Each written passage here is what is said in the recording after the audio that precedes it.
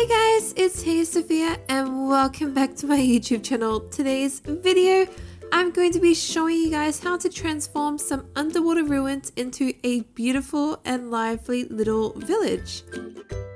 So with the 1.13 update Aquatic, there came underwater ruins in Minecraft. They can be a couple of buildings, it could be one little building here and there, but they definitely make the bottom of the ocean a lot more interesting. Today I'm showing you guys how to transform them a little bit just to give them a little bit more detail, make the ocean floor seem a little bit brighter and make it a really lovely place for you and your friends to live. So let's get started. Now the first thing I'm going to do is I have a bunch of gravel on my floor area here. Now as much as I do like gravel and I like it for the cliff face, I'm actually going to change all of this to sand, and the reason for that is I think sand kind of in a way replicates grass on the bottom of the ocean floor. It's a little bit brighter and a little bit in a way more lush looking, so I've replaced all the gravel just at the base of my little structures here with sand. And then the next thing we're going to do is make a roof and also change the look of all these blocks. Now there is nothing wrong with having the chiseled and the cracked and the mossy kind of stone brick, but I want to have these houses have a nice clean look, especially since we're just transforming them. So I'm going to go around now and just remove all the cracked and all the mossy kind of stone brick blocks and just replace them with plain stone brick. You want to do this on all the structures, unless if you do actually like the cracked ones, maybe you could just remove just the mossy so they're a bit cleaner looking, but keep the cracked ones there. We're just going to go around, move these ones too, move the ones in there. Now I've got some pretty cool structures in my little village area here, so I'm pretty pleased with that for my build. And if this is laggy at all, I do apologize, but I am building in these snapshots, so it's not the smoothest running, especially for me. But I sped up and I have just replaced all the stone brick that was cracked and mossy, and I also fixed any holes that were there originally as well. The next thing we're going to do though is I've got this really kind of tall, little, beautiful, domey kind of structure. So I'm going to join this structure up to the one at the base and kind of make it one big house. But up here we're going to be changing all the roofs on our buildings. So I'm going for the dark prismarine, that is the kind of tiled style one. I really like the look of this one for roofing and stuff like that. All I'm doing is simply replacing all the blocks that were the original roof with this one here. And then we will be smoothing it out on top by using some slabs and just a few little simple things like that. But the idea of this transforming video is we're not making any really drastic changes, we're just adding little details here and there that just make the building seem a little bit more detailed and better. Once you finish replacing all of those blocks though, and I've just made it a little bit smoother on top by adding a few little slabs of that dark prismarine as well, we're just going to make a trim for our build here out of the quartz little slab here. But we're just kind of giving it a smooth little rounded look so it looks like we have a really nice dome. You might have noticed as well I am playing and building in night vision because it is very dark down here at the moment. So just while I'm building, I am using that. So if you see me having any potions or anything like that, that's why. But yeah, so I'm just going for a really kind of smooth look with the quartz slabs just to kind of have like a little guttering edge. But again, it also just adds a little bit more detail and just makes the build look a little bit finer. These kind of ones here, we might replace them instead of a block, just have a slab there. Because the idea is I'm actually going to turn this top area here into a big windowed room. Really beautiful, you could have a bedroom up there and be looking out all over the ocean floor and seeing the dolphins go past. So that's what we're going to be doing there. So we're just designing it so that we're moving the blocks like this one there and just replacing them with slabs. But you just want to do that on all the buildings around your village. You can see I sped up ahead and all I've done is the exact same thing for our first roof. I just removed all the roof blocks and replaced them with some of that prismarine tile. And then I smoothed it out on the top by putting a little slab bit. I also finished them all off with the quartz slabs around the edge. Once you've done that though, we're going to start adding some details to the buildings. Again, just to make them a little bit more interesting, so we're going to be adding some windows. The thing about the windows though is you do want to be using the glass blocks and not the panes, and the reason for this is that when you use the glass panes, water actually still goes through them. you need to be using the glass blocks. So for that reason, if you do want to add any kind of like little window details, you want to make sure that these staircases are flat to the window, just like I'm doing here. And then you can fill in the stairs with water, and that just adds a nice detail. Again, you want to make sure the stairs are flat, window in there, there we go. So that way you can still have a nice little window detail, but you're not having water going through.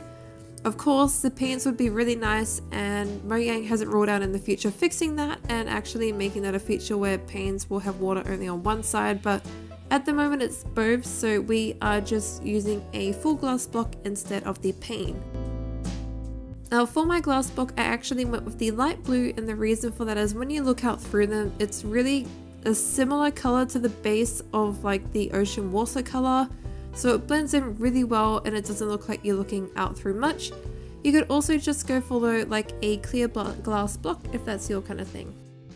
But I sped up and finished all those little windows and that kind of little details around the bottom with the chiseled stone brick as well.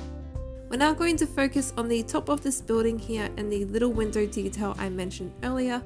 I'm simply replacing all my little balcony bits here just with a upside down staircase. Again, adding little details like that to your little underwater ruins will just change it a little bit more.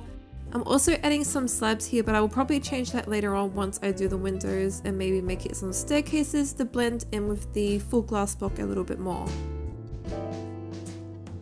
Again, lots of night vision potions because we are going to be needing them to see. Now, a lot of the underwater ruins you'll notice when you come along to them are actually filled up on the inside with blocks like gravel and full stone blocks and coal and lots of stuff like that. So you're going to need to do a lot of removing on the inside of your buildings because it's really just filled up with a lot of stuff in there. Now the inside of my house looks something like this, and we're just going to break those through there. There we go. Now I have no flooring on the inside of any of these blocks, but I noticed that one of the other buildings in my little village kind of area had some dark oak for the floors. So I'm going to pull some inspiration from that and use the dark oak throughout the whole little village that I'm building. And then I'm also going to be using some of the dark oak for my doors as well. My night vision is going to run out again, so we need to fix that. But yeah, so down at the bottom there, I'm going to be using some dark oak for my flooring as well. Now I'm just going to fill in these walls here. The way that this is kind of done though, we can probably fit maybe 2 or 3 floors into this building here alone. Now you obviously can't really fit a lot. Let's just get rid of my invent there. There's chests filled with lots and lots of goodies. But I'm just going to speed up and finish off replacing all that stone brick. There we go. And that's pretty much the hollowed out kind of base. Now I have got one little structure up on the hill there I need to change to, so I will get around to that. But just like my other buildings, I'm going to add some little stone brick details down there. And if you do need to break into cliff faces or anything like that to build, feel free to. Just make sure that you terraform the land once you remove it to be natural again. It just makes it look a little bit better and just a little bit more natural. You wouldn't notice though that I'm keeping the structures against the cliff if something is a little bit ruined. You also don't have to fix everything as well. I've got a structure right at the beginning of my kind of village that's like it's like mossy like cobblestone and stuff like that. I'm actually going to keep that as a ruin thing, and I feel like again little details like that just add a little bit more charm. But at the moment I'm just putting a little hole in the side of my building here because we're going to be making a window. Because we don't have like the easiness of being able to have big windows on all sides of this building because it is built into the cliff. I'm removing just one side so I can have that little bit more detail on this side since it's more exposed than the others, especially since we opened it up a little bit more. And again, just like our first structures, I'm just filling them with full glass blocks and staircases like that. Although we may take it a little bit lower because I think that's a little bit higher than the original build, so we might fix that as well. And just to add a pop of color, we'll use the quartz block for our little overhang there too. Now this is pretty much all we're going to really be changing about the structures of the village, but you can see what I mean by transforming. It just makes it a little bit more detailed and a little bit more village. Like the only things we have left are these windows, which I'm doing at the moment. Like I said, you wanted it flat up the top earlier when we did the roof, so you can do that little detail there. And then we might just do some staircases here like I mentioned. Maybe an upside down one there, like one there and then upside down. I think that looks quite nice and it makes the window look a little bit more supported as well. There we go. So we'll just do that on all sides. Again, just a little bit detail. Do our details, fill in the blocks as well with the water. There we go. Oh, didn't want to do that. Little detail there too. Again, on this side too, we can just remove the gravel and then fill all of these in with the blocks. But I just think that's a really nice way to kind of transform the building to not be completely like an open little area. You can really utilize it as a space to see. Whoop, my little night vision went a bit funny there. But I think that looks really, really good. Now, I've got little poles like that around the fronts as well. You can leave them or turn them into lights. I'll do that later. But the final things we're gonna do on the inside, just remove any blocks in your roof that were part of the old structure that you don't need without having to remove your roof. Oh, we need some more night vision there. For the flooring, like I mentioned, we're going to be doing the dark oak, but before we do that, we need to remove all this water that we have built up in our structure. I'm sure this is water here as well. Yeah, the way I'm walking, it seems like water. So what we're going to be doing is doing our flooring. Now this room here, I might do 3 floors because I think I can probably squeeze that in. And then in here will be 1 floor. Now I'm not going to worry about interiors because that's up to you on what you would want to be doing. Maybe you even get your dogs or some parrots down here. You can make the top floor of that big window area a big bird cage. You could have a farm inside your house, and maybe this isn't for you and your friends. Maybe it's just all for you. You could change this into a big little village. Different buildings could be for mining, or maybe one building can be your dog house, one building is like your little kitchen room, one building is just like chests and stuff like that. You could even make a little guest house as one of them. But I find the easiest way to simply remove water inside the structure, the first step is to obviously make it waterproof like I did at first, and then put a door on the front. Next thing you want to do, just grab a bunch of sand, place it in there like I'm doing here, pop up, remove, and then just start deleting and delete that, and that is it. It's really, really easy to remove water. A lot of people like to make big giant glass things, which I think is really, really useful if you are building a giant structure and you can't be going underwater all the time. But if you're able to take little breaths and just dive down, fix a couple of things, and then just put some sand in there, it's really easy. Just make sure you don't put any holes in there too. But once you remove all the sand, just like this, there we go. There we go. Now there might be some things off the slabs, but that's okay.